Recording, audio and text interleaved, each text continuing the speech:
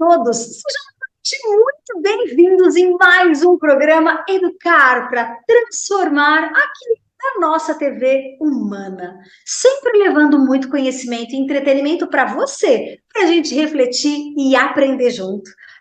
Gente, o assunto de hoje de extrema importância para todos nós brasileiros, porque vamos falar de um assunto que mexe com a nossa história. Aliás, assuntos que nem eu mesma, que organizei esse programa e que li muito a respeito, sabia. Mas gente, o pessoal fala apresentador sabe de tudo. Nada. Este meu convidado tem notícias aqui, informações, conhecimento que vai levar para todo mundo em casa aí, curiosidades, coisas que a gente nem imaginava. Gente, o assunto de hoje, que aliás é um tema fortíssimo, o Império contra-ataca, porque nós vamos falar da nossa história, principalmente da nossa queridíssima Princesa Isabel.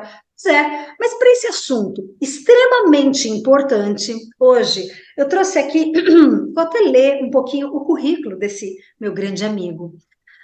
Mestre em cognição e linguagem, especialista em literatura, memória cultural e sociedade, filólogo, restaurador e conversador arquivístico, ele, Luciane Furtado. Luciane, muito obrigada pela tua presença.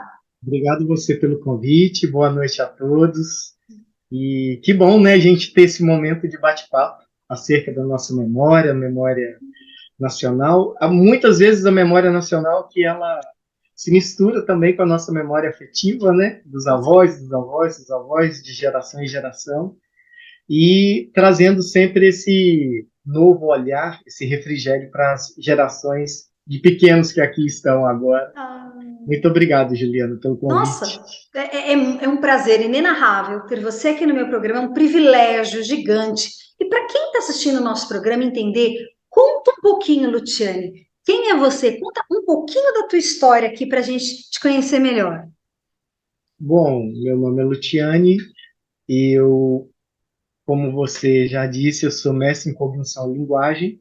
Eu trabalho na parte de historiografia, acervo, conservação arquivística e trabalho também, né? Faço parte graças a Deus, do hall da editora Uirapuru, ao qual a gente tem um programa de publicações e voltadas principalmente para a educação e para a cultura, a valorização principalmente da memória nacional. E também essa criação e a valorização dos pequenos e novos leitores e o resgate, né, da memória. Então, a gente tem um departamento que é o DHP, o Departamento de Memória de História e Memória Pedagógica da editora, onde a gente vai buscar os meandros daquela história que até então estava guardada no baú, somente com as tracinhas. Então, a gente quis tirar das traças e trazer para os leitores essas novas visões. Muito bom, muito bom. Gente, um dos motivos pelos quais eu trouxe hoje o Luciane aqui, que aliás, não só hoje, como ele virá várias outras vezes aqui para o nosso programa, um dos motivos, e um dos motivos mais fortes, é o livro que está aí já às vendas, tá certo? Já está à venda este livro pela editora Uirapuru, que é o livro Dom Pedro II, Conselhos Políticos à Regente Princesa Isabel, que o carinhoso Luciane está mostrando aí para vocês, de como governar com competência e sabedoria.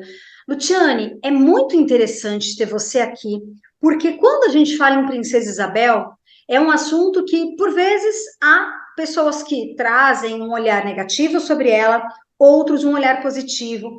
E por ser um assunto até complexo, para a gente esclarecer coisas, é importante ter também perguntas certeiras. Eu elaborei algumas questões para que o nosso público possa entender um pouquinho do motivo também pelo qual o seu livro é de grande importância, aliás, não só nas nossas casas, como principalmente nas escolas, que as crianças tenham acesso, tá certo?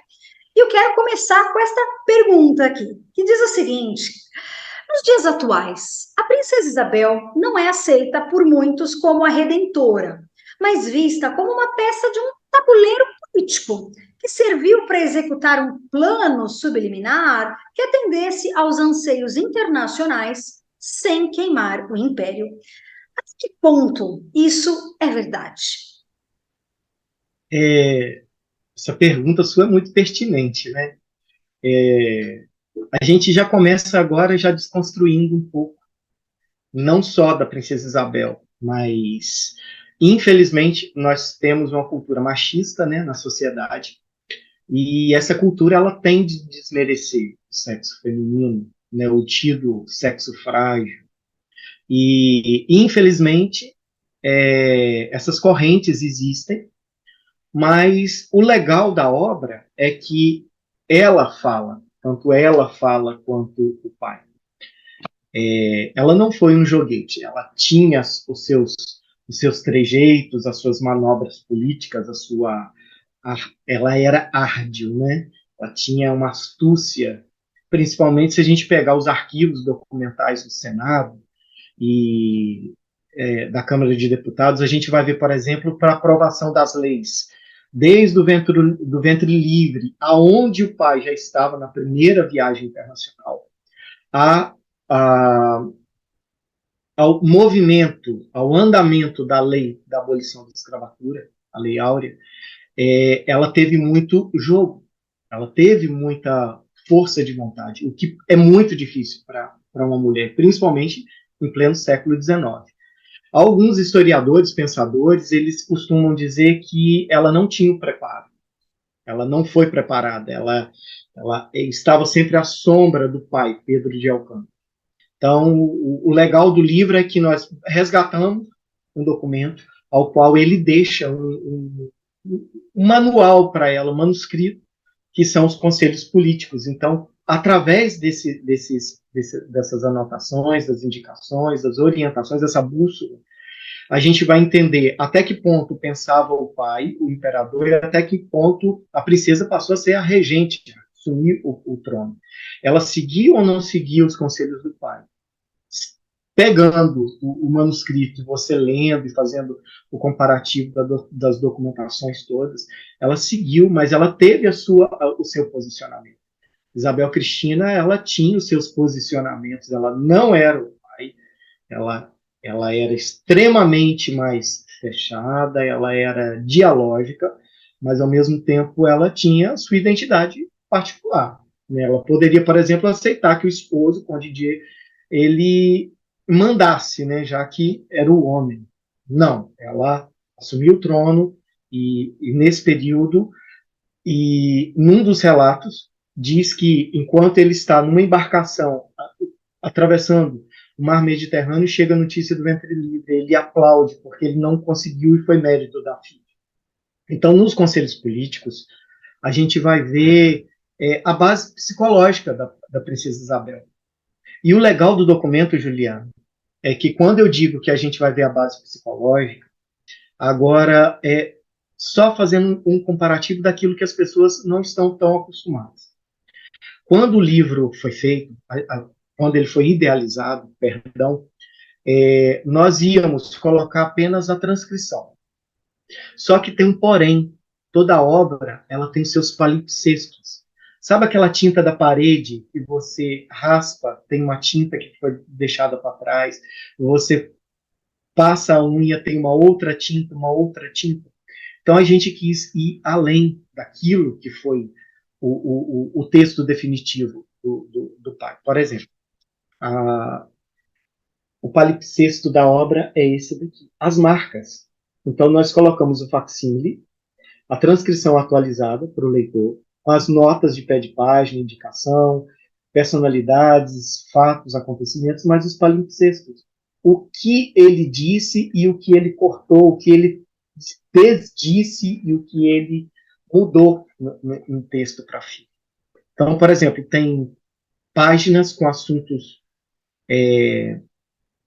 assuntos assim muito frágeis, aonde ele risca, ele pensa melhor, opa, vou tirar isso aqui, eu vou reescrever, e aonde a gente pode ter uma noção que a princesa leu aquilo que o pai riscou e ela julgou pertinente a análise. Então, assim, ela tinha a sua personalidade própria como mulher, E uma coisa muito interessante, a princesa Isabel, ela apenas não assinou a Lei Áurea, ela não ficou satisfeita com isso também, não. Ela quis e ela foi engajada em movimentos onde ela queria que os escravizados eles recebessem indenização, eles fossem indenizados pelos séculos de sequestro da África, de trabalho brutal, das brutalidades sofridas, das agressões físicas, psicológicas, da falta de asseio, da falta de saneamento básico, da falta de educação, de ser tratado como ser humano. Então, bonito da Princesa Isabel. Uma das cartas que ela escreve, por exemplo, ao sócio do Barão de Mauá, ela diz o seguinte para o Visconde de Boa Vitória. Santa Vitória, ela diz: Deus nos livre e guarde se os conservadores nos souberem desse nosso trato.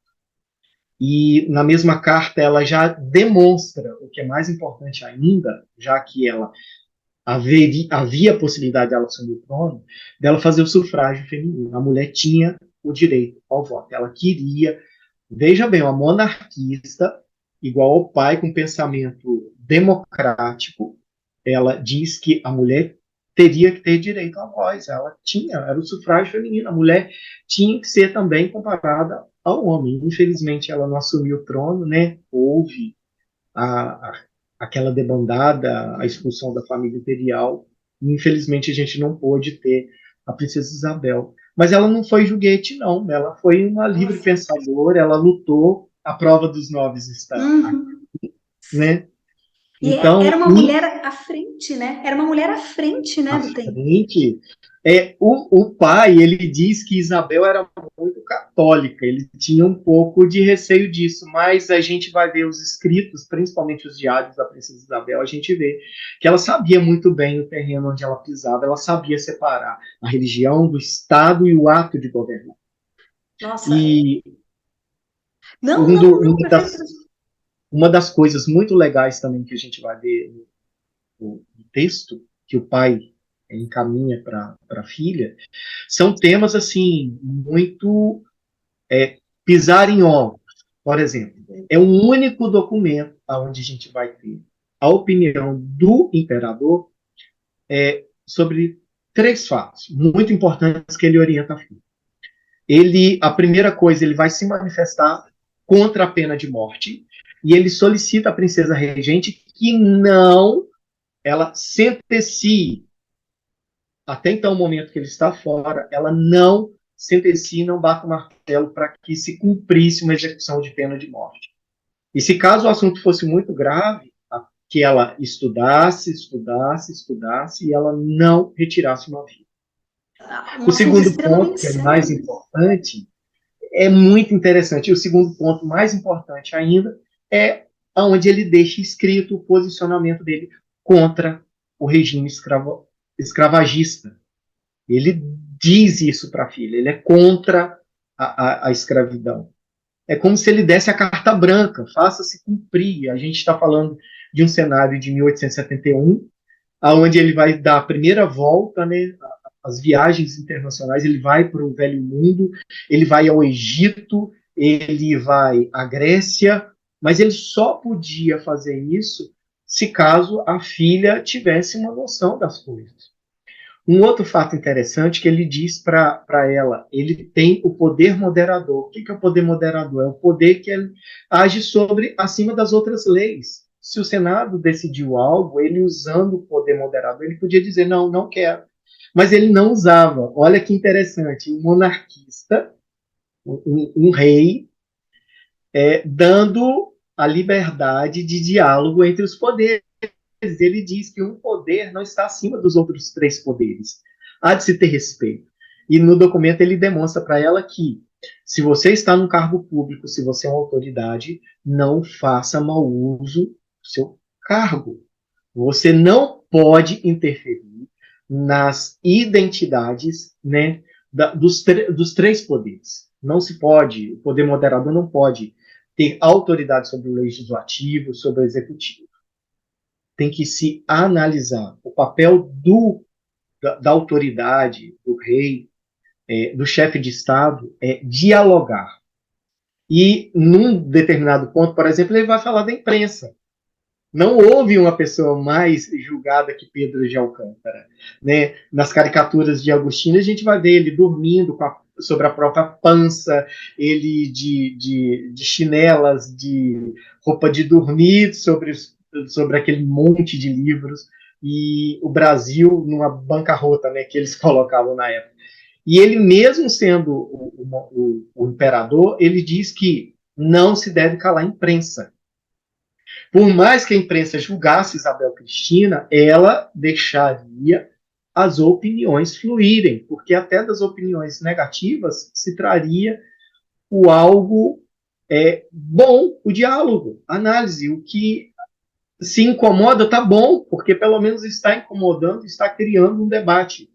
E ele não interfere isso. Muitas das correspondências dele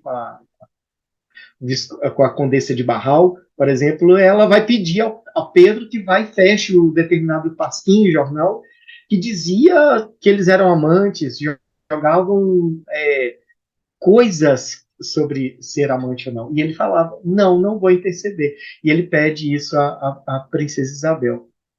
E Meu Deus, um governo à frente, né?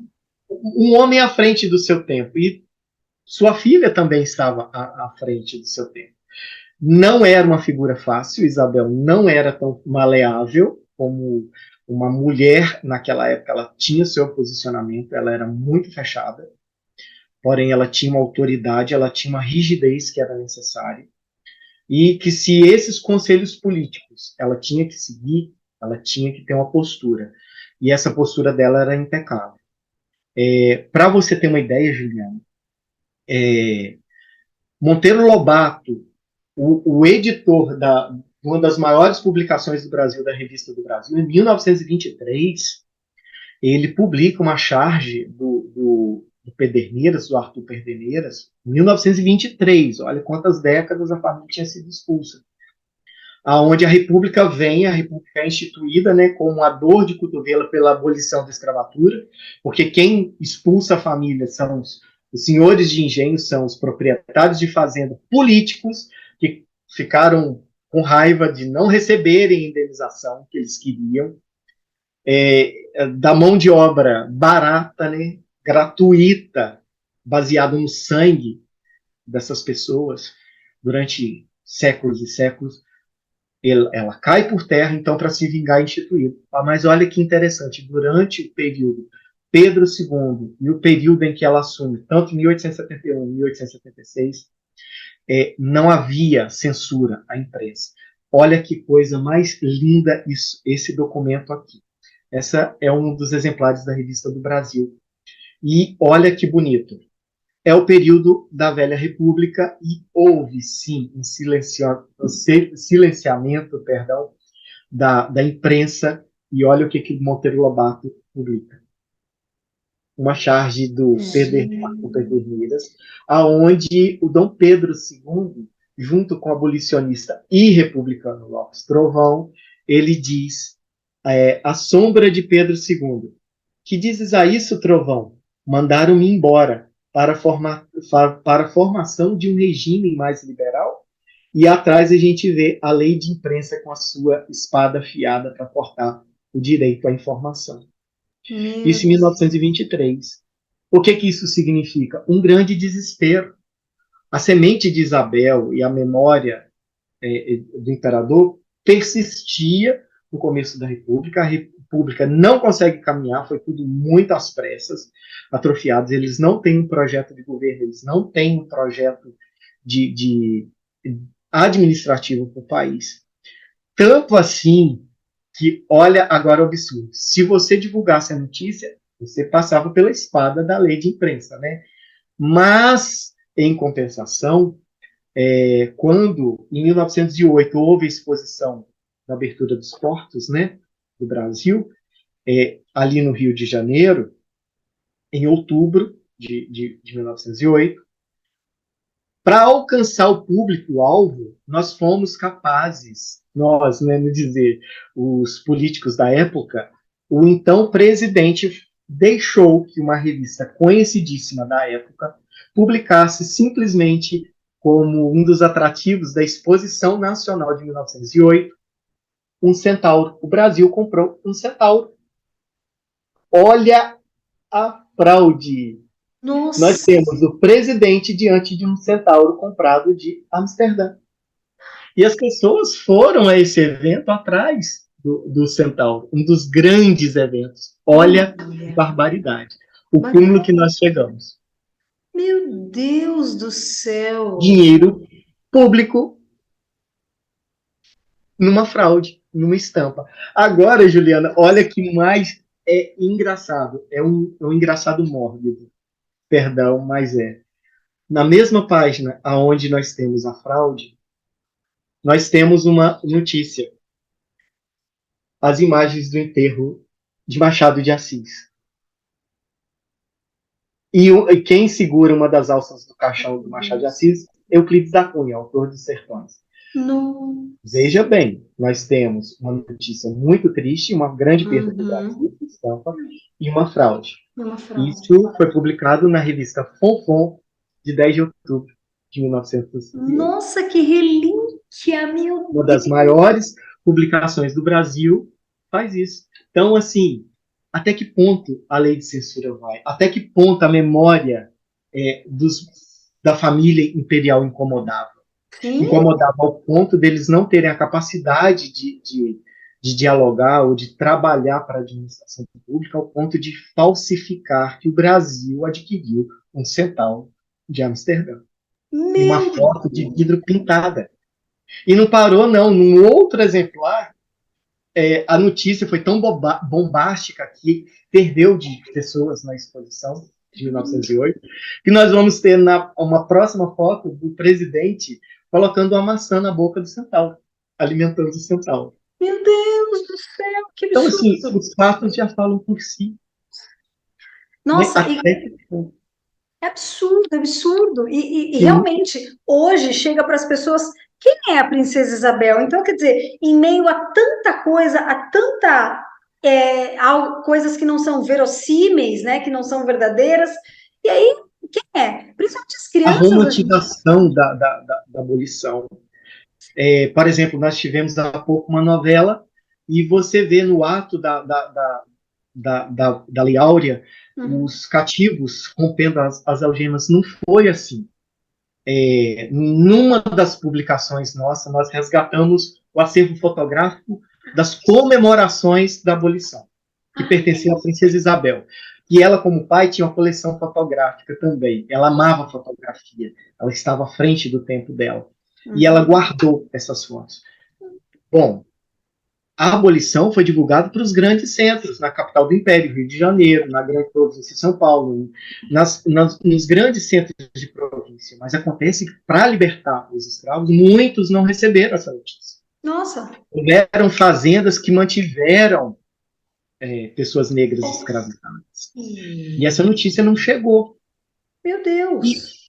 e se você parar para pensar, a linha temporal da abolição até hoje é recente. Foi em 1989 que fez 100 anos. E hoje ainda nós temos notícias de escravizados em fazendas. Que é um Então, assim, absurdo. é um absurdo. Nós estamos em pleno século XXI, aonde pessoas têm discursos para desmistificar essas pessoas, mas não fazem análise no papel, no documento. Então, Sim, assim, a importância do resgate documental é você entender o fato, é sim. entender os percalços, o percurso para que cada lei fosse aprovada. Eu vejo que o livro ele traz assim detalhes muito interessantes que ninguém conhecia ou o grande público não conhecia, né? Penso eu, pessoas como eu que quer, né? Nós queremos estudar mais, mas nem sempre vem muita ou o tempo ou uma fonte confiável, então requer de fato uma até uma formação histórica. Por isso que pessoas como você são importantíssimas para a gente compreender e, no caso, compreender a nossa história. E eu elaborei uma pergunta sobre dois negros abolicionistas que foram muito importantes para a nossa história, sobre André Rebouças e José do Patrocínio. Então, eu coloquei Sim, da seguinte forma: André Rebouças e José do Patrocínio foram dois negros abolicionistas que frequentavam a residência imperial, coisa que muita gente desconhece. E eles frequentavam a residência imperial. Havia algum laço de afetividade, de amizade entre os dois núcleos, Império e eles, ou tudo se resumia apenas a uma questão política, um defendendo um lado e o outro? Conta um pouquinho sobre essa relação entre o André Rebouças e o José do Patrocínio com a família imperial. Era uma relação íntima, dos dois, dessas duas grandes personalidades. O André Rebouças é fascinante, né? Ele, como engenheiro, inovador, ele fez o tratamento para canalização de água na corte do Rio de Janeiro. Ele fez o primeiro dicionário de espécies de árvores. Ele recolheu, juntamente com o irmão, blocos, um calhamaço, que são vários volumes de um dicionário de plantas extintas e que ainda existem. O André, ele era tão apaixonado pela figura da princesa, principalmente do pai, que ele acompanhou a família na expulsão, no momento da expulsão, e ele conviveu com eles até um determinado tempo. Agora, um fato muito interessante sobre a narrativa, eu sempre vou voltar na questão da Lei Áurea, que é o ápice, né, vamos dizer assim, da atitude da princesa Isabel. O André, ele está hospedado num hotel em Petrópolis. Um fato, a princesa Isabel não estava no palácio da Quinta da Boa Vista, ela se encontrava no palácio, na casa dela, em Petrópolis, não na casa do pai, mas na casa dela, que ainda existe em Petrópolis, né, que os herdeiros mantêm. E algo muito bonito, ela desce de Petrópolis de trem, e o André deixa isso tudo nas memórias dele, nos diários. E ela vem ao Rio de Janeiro, assina a Lei Áurea no Paço Imperial. Ela participa da missa campal, que tem dois fatos muito bacanas que acontecem nesse dia. E depois dessas festividades, ela embarca novamente para Petrópolis. E em Petrópolis vai ocorrer a missa de agradecimento na catedral, e que não era a catedral de hoje, né? Mas é no local. E, segundo André Rebouças, cativos e escravos fugitivos saíram dos quilombos e adentraram Petrópolis e fizeram um cortejo em volta de Isabel a Redentora. E nessa noite da missa, houve uma grande tempestade em Petrópolis. As pessoas não fugiram, se mantiveram o cortejo com a princesa e seu esposo à frente, seguiram para a missa, e todas as luzes estavam apagadas, e a missa foi reverenciada com relâmpagos e raios. É uma alegoria poética linda que o André faz. E ele a chamava de Isabel a Redentora. Bonito o título que ele falava. E a dor do abandono, essa dor da expulsão, da morte da nossa imperatriz, foi algo muito triste, muito traumático, né? Que até no livro a gente coloca o diário onde ele fala da morte de Dona Teresa, nossa imperatriz arqueóloga. Foi algo que marcou, e houveram tentativas, sim, do retorno da família, mas não conseguiram, ao ponto que ele vai para uma das ilhas portuguesas e comete suicídio. Ele estava com depressão. O André. O José do Patrocínio, ele foi uma outra figura fascinante, filho de um padre em Campos dos Goytacazes, a minha terra, e de uma quituteira, e conterrâneo de Narcisa Malha, a primeira jornalista formada, oficial, abolicionista, sufragista feminina, Narcisa Malha, que, mesmo sendo a favor da abolição, tinha um carinho pela Isabel, pelo José do Patrocínio, mas era republicana. E o José do Patrocínio, na missa campal, ele está próximo ao Machado de Assis, ao lado da princesa Isabel, do Conde de, e a princesa Isabel, no momento em que ela seria reverenciada, né, como a imperatriz, né, a regente até aquele momento, o pai está na segunda viagem, né, ao Egito, a Pompeia, ela não aceita a coroa. Ela pega uma coroa de louros e ela chama uma criança negra, essa criança é o filho do José do Patrocínio, e coroa o filho do José do Meu Patrocínio de Deus. 9 anos de idade, no ato da missa campal. Ela coroa o filho do grande jornalista, né? E um fato muito interessante é que o José do Patrocínio, ele tinha tanto carinho, ele era tão devotado à família, que ele tinha uma irmandade de pessoas um tanto violentas que defendia a família, principalmente a princesa Isabel. E esses negros fugitivos, né, eles iam nas senzalas e pegavam os irmãos cativos e levavam para quilombos. E até onde a documentação chega, a gente vai ver as anotações, as impressões do passado, as memórias do José do Patrocínio, é muito junto com a princesa Isabel. Um fato muito interessante é que eu vou falar rapidamente. Santos Dumont, pai da aviação, o cara que fez o homem voar, num dos seus experimentos com o avião, quem vai estar no campo em Paris aplaudindo Santos Dumont é a princesa Isabel. Inclusive, ela doava joias dela para ajudar financeiramente nos trabalhos. E há registros fotográficos de Santos Dumont no ar e ela, já idosa, velhinha, admirando o pai da aviação. Por sua vez, aqui no Brasil mesmo doente, o José do Patrocínio ele faz um esquema para o primeiro balão dirigível brasileiro. Ele também estava nessa onda da aviação também. E ele diz isso em cartas para a princesa Isabel, já velhinha. Morreu, não cumpriu, mas hoje na Biblioteca Nacional a gente vai ter os planos, os traços todos desse projeto, desse dirigível, por esse grande homem, esse grande jornalista. Nossa, que foi mas é muita coisa. Assim, gente, é tão interessante e é tanta informação que não tem como a gente ficar num programa só.